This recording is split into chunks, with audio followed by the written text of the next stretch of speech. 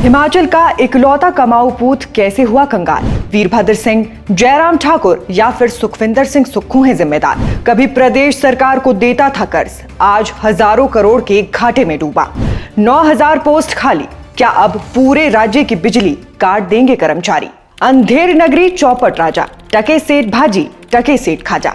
इन पंक्तियों में राजा आत्मकेंद्रित और अन्यायी शासन व्यवस्था का प्रतीक है, इसलिए उसकी नगरी को अंधेर नगरी कहा गया है। अब बड़ा सवाल यह है कि क्या हमारा हिमाचल प्रदेश भी अंधेर नगरी हो गया है?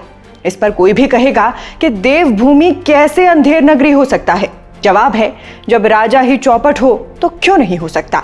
साल 2017 के बाद से ही जिस तरह जयराम ठाकुर के नेतृत्व वाली सरकार ने कर्ज लेकर घी पीने की कवायद शुरू की, हिमाचल के कई बड़े विभाग बर्बादी की राह पर चल पड़े।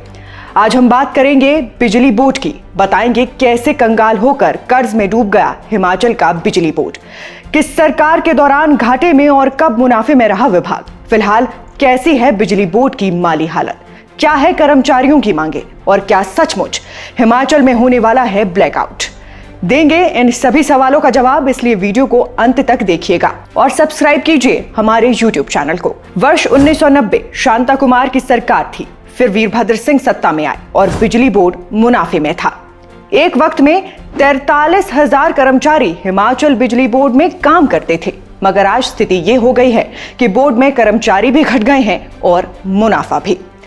अर्थशास्त्र का सिद्धांत है कि जब उत्पादन और खपत दोनों ही बढ़े फिर मुनाफा होना ही चाहिए, लेकिन मुनाफा नहीं बढ़ा क्योंकि सरकार में जनता की पसंद का नहीं बल्कि आला कमान की पसंद के रिमोट कंट्रोल बैठने लगे।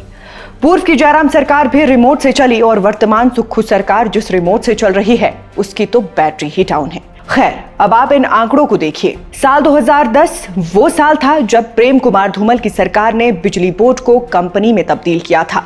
उस वक्त बोर्ड का कुल घाटा 520 करोड़ था। इसके बाद मार्च 2015 में वीरभद्र सरकार के दौरान ये घाटा 1813 करोड़ 23 लाख रुपए हो गया। फिर वीरभद्र सिंह के ही राज में साल 2017 में ये बढ़कर 1999 करोड़ रुपए हुआ। इसके बाद आया साल 2020 का, घाटा कम हुआ और ये आंकड़ा 1531 करोड़ 50 लाख रुपए पहुंचा। मगर फिर अगले ही साल ये घाटा कोरोना काल में बढ़कर 2043 करोड़ रुपए पहुंच गया। और अब हम आज की बात करें तो सुक्खू सरकार में ये घाटा 3000 करोड़ रुपए हो गया है।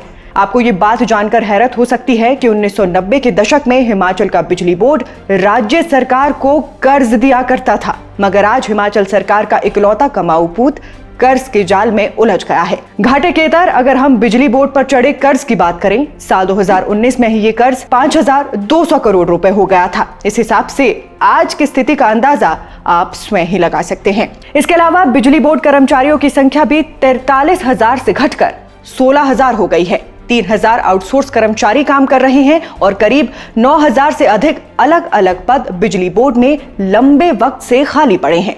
मगर हिमाचल का बिजली बोर्ड घाटे में क्यों गया, अब हम इसकी भी वजह जान लेते हैं।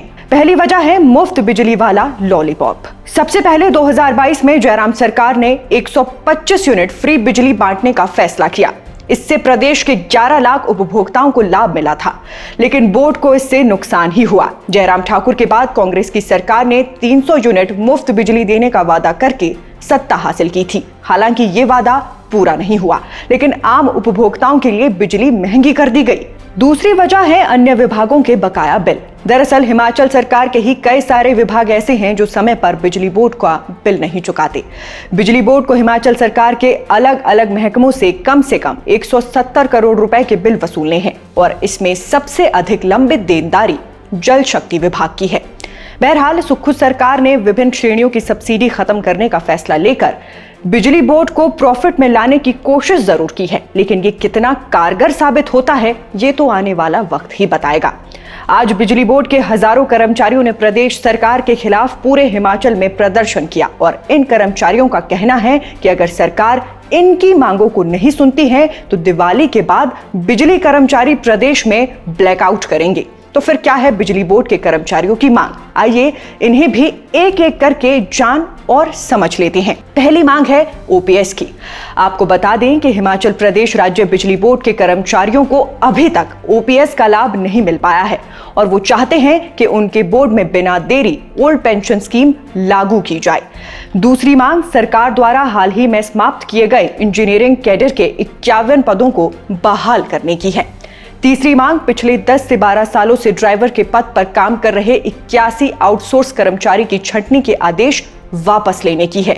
साथ ही बोर्ड के कर्मी ये भी चाहते हैं कि पहले से अनुमोदित टीममेट के 1030 पदों के लिए चयन प्रक्रिया शुरू हो और बिजली बोर्ड में खाली पदों पर भर्ती की जाए। पांचवी मांग है 7वें वेतन आयोग का कर्मचारियों पेंशन भोगियों को पेंशन और वेतन का बकाया जारी किया जाए। अगली मांग के अनुसार कर्मचारियों और पेंशन भोगियों के सभी लंबित टर्मिनल लाभ भुगतान को और लंबित रूप से जारी किया जाए। और आखिरी मांग है संयुक्त मोर्चा के परामर्श के बिना किसी भी परिसंपत्ति जैसे लाइन, सबस्टेशन और पावर हाउस को अन्य इकाइयों को ट्रांसफर ना किया जाए। बहरहाल इन सभी मांगों को लेकर मुख्यमंत्री सुखविंदर सिंह सुक्खू ने साफ कहा है कि बिजली बोर्ड के कर्मचारी हमारे परिवार का हिस्सा है, मगर हमारे बीच संवाद की कमी होने के चलते इस तरह की स्थिति उत्पन्न हुई है, जिसका समाधान हम जल्द ही खोज लेंगे। मगर इसके साथ ही सीएम ने यह भी कह दिया है कि बोर्ड को अब अपने पांव पर खड़ा होना पड़ेगा। कब तक सरकार अनुदान के सहारे बोर्ड को चलाएगी? बाकी सीएम साहब का बयान चाहे जैसा भी क्यों ना हो, लेकिन दूसरी तरफ बिजली बोर्ड के कर्मचारी सरकार के साथ आर पार की लड़ाई लड़ने का मूड बना चुके हैं।